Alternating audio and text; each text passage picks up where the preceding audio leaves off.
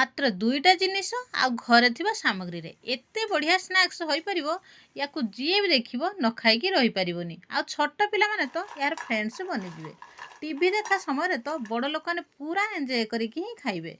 याकू design दे पई कोनोसी छांच दरकार नाही, आमे हाथ रे ही बनाइबा। ए सुंदर स्नैक्स देखिया कहले पूरा वीडियो टिके देखंतु।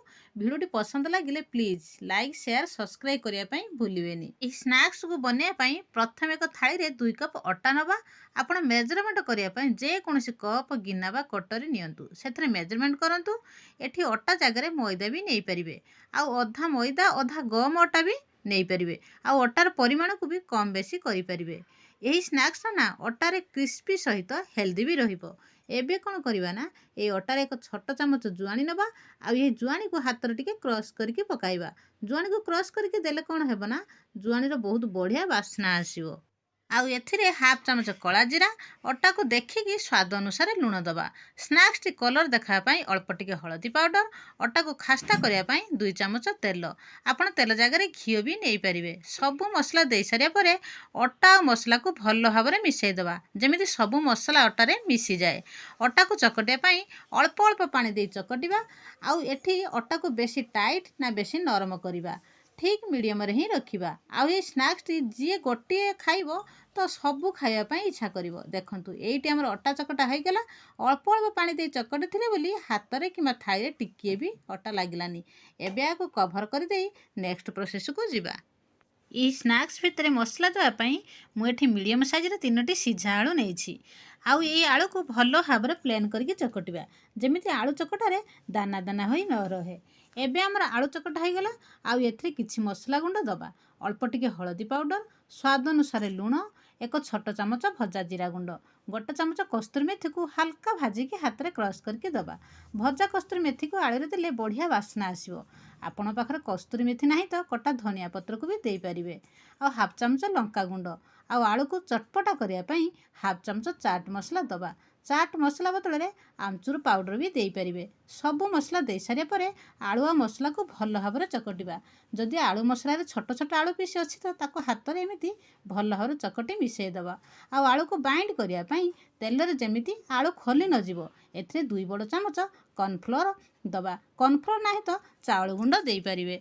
एठी कॉर्नफ्लोर देवार कारण है आमे जेतले स्नैक्स को तेल रे फ्राए करवा ना यही आलू मसलाटी तेलर जमा खलिबनी बांधिकी रहिबो। बर्तन ये मसला को साइड को देई नेक्स्ट प्रोसेस को जिबा। देखंतु प्रथम जो अटा चकटा रखिथिले बर्तन आउ थरे ताकू टिके चकटिबा। आउ ये चकटा को 2 भाग करि नबा। गोटे भाग को बेलिया पई किचन स्टैंडर ऊपर किछि अटा छिटा देई बेलिबा। एक बड़ रुटी करिबा। एही रुटी को बेसी पतला ना बेसी मोटा मीडियम रे ही रखिबा। देखंतु घरे मिली पारुथवा सामग्री से पुणी गहम अटारे यही स्नैक्स जदि आमे घरे तैयारी करि परिबा तेबे काहे कि बाजार को जिबा। बाजार एका तेल रे बारंबार छाणुथवा जिनिस को खाई रोग को किनिबा। बेलिए भितर रुटी रे साड़ी पाटाटी मोटा रही जाए तो ताकू एमिति बेलना रे टिके समान करि नबा। देखंतु रुटीटा एमिति ही रहिबा दरकार। आमर गोटे रुटी तो हो गला। याकू 3 भाग करी एक प्लेट रे सूता कपड़ा रे कवर करी रखिबा। एही परी आउ एक गोला को रुटी करि नबा। आउ यही रुटी उपरे रखिथिबा आलू मसला को चामच साहाय्य एमिति पतला भाव में चारिआडे स्प्रेड करदबा। प्रथम जे रुटी बेली थिले सही प्रथम रुटी को यही मसला उपरे खलिकी रखिदबा। देखिबे रुटी दुईटा जेमिति समान भाव में बेली थिबे। ऊपर रुटी को एमिति आलू मसला उपरे देई एमिति बेलना बाड़ी रे टिके हल्का भाव में प्रेस करिनेबे जेमिति रुटी मसला सहित चापी होइकी रहिबो। बर्तमान ये रुटी को डिजाइन देवा पई मु एठी पिज्जा कटर नेछि। आपण पिज्जा कटर परिवर्ते परिया कटा छुरी रे डिजाइन देई पारिबे। आउ ये कटर रे रुटी ऊपर लंबा लंबा करी काटिबा। आउ याकू ना बेसी बड़ ना छोट मीडियम साइज रे ही रखिबा। आउ यार अपोजिट साइड रे भी एमिति लंबा लंबा करी काटिबा। आउ याकू ना स्क्वायर साइज रे ही रखिबा। यही पीस को डिजाइन देवा पई गोटे पीस को नेई यार गोटे कोणरू आ गोटे कोण को एमिति चापी देबे। यार पछपटरे सेमिति ए कोणरू से कोण को नेई चापी देबे। देखंतु केते सुंदर डिजाइन बनिगला। सेमिति मु आउ गोटे पीस को नहीं आपण मानकु देखाउछि। ठीक सेमिति गोटे कोणरू आउ गोटे कोण को नहीं चापी देबे। आ यार पछपट 2 कोण को सेमिति चापी देबे। ଦେଖନ୍ତୁ ପୁରା ଫୁଲ ପରିକା ଡିଜାଇନ ବନିଗଲା, କୌଣସି ଛାଞ୍ଚ ଆବଶ୍ୟକ ପଡ଼ିଲାନି। ଆମ ହାତରେ ହିଁ କେତେ ସୁନ୍ଦର ଡିଜାଇନ ବନିଗଲା। ଏଇଠି ଦେଖନ୍ତୁ ଆମର ସବୁ ପିସ୍ ଗୁଡ଼ିକୁ ଡିଜାଇନ ବନାଇଦେଲେ। ବର୍ତ୍ତମାନ ୟାକୁ ଛାଣିବା ପାଇଁ ଗ୍ୟାସ୍ ପାଖକୁ ଚାଲନ୍ତୁ। ମୁଁ ଏଠି ଗ୍ୟାସ୍ ଉପରେ କଡ଼େଇ ବସେଇ ତେଲ ଦେଇଦେଇଛି। ତେଲ ଯେତେବେଳେ ଭଲ ଭାବରେ ଗରମ ହେବ ସେତେବେଳେ ଫ୍ଲାୱାର ସ୍ନାକ୍ସକୁ ଗୋଟେ ଗୋଟେ ତେଲରେ ଦେଇଦେବା। ସ୍ନାକ୍ସକୁ ଦେଇସାରିବା ପରେ ଗ୍ୟାସ୍ର ଫ୍ଲେମ୍କୁ लो मिडियम रखा। जदि गैस फ्लेम को हाई रे रखिदेवे तो उपरटा पड़ीज, भितरटा नरम रही।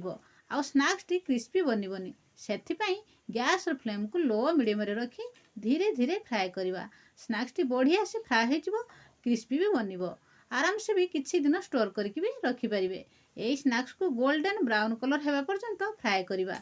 देखंतु 2 कप अटारे एते गुड़ाए स्नाक्स, से पुणी सफा सुतरा आम घरे बनई पारिबा। एही स्नाक्स को ना आपण पूरा फैमिली सह एंजॉय करि परिबे।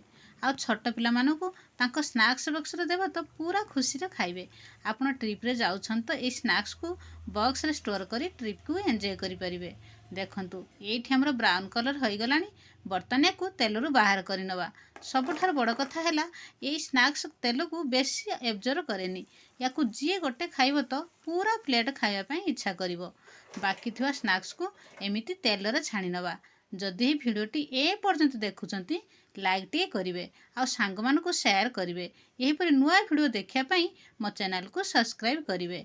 आज पई एतिकी, पुणी देखा हबो आउ एक नुआ भिडियो सहित। रहिली, बाय।